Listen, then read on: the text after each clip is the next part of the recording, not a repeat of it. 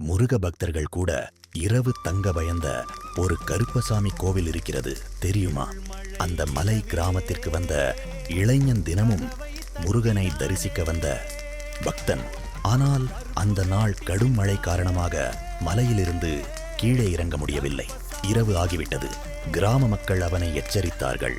இந்த நேரத்தில் வெளியே போகாத, அருகில் இருக்கும் கருப்பசாமி கோவிலில் மட்டும் இரவு கழிச்சிட்டு காலை போ.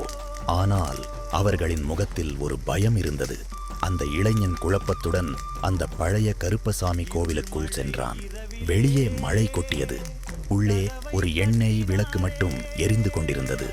நள்ளிரவு கடந்த சில நொடிகளில் திடீரென்று வெளியே குதிரை மணி சத்தம் கேட்டது. அதன் பிறகு மெதுவாக காலடி சத்தம். கோவிலின் உள்ளே யாரோ நடந்து வந்தார்கள். அவன் உடம்பு முழுக்க நடுங்க ஆரம்பித்தது. சில நொடிகளில் இன்னொரு சத்தம் கேட்டது. அது வேல் தரையில் உரசும் சத்தம். அந்த இளைஞன் மெதுவாக திரும்பி பார்த்தான். இருளில் ஒரு உருவம் கையில் வேல் பிடித்து நின்றது. அதே நேரத்தில் கோவிலின் மறுபக்கம் கருப்பசாமியின் கம்பு தரையில் அடிக்கும் சத்தம் கேட்டது.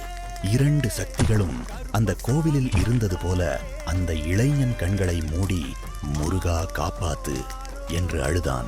திடீரென்று அந்த கோவில் முழுக்க மயில் சத்தம் எதிரொலித்தது. வெளியே மழை நின்றது.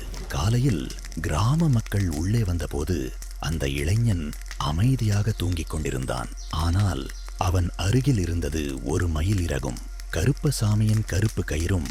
அந்த நாளிலிருந்து அந்த கிராம மக்கள் ஒரு விஷயம் நம்ப ஆரம்பித்தார்கள். அந்த கிராமத்தை காப்பாற்றுவது கருப்பசாமி மட்டுமில்லை, முருகனும் தான். இன்னும் இப்படி மறைக்கப்பட்ட தெய்வ ரகசியங்களை தெரிந்து கொள்ள இப்போதே சப்ஸ்கிரைப் பண்ணுங்கள்.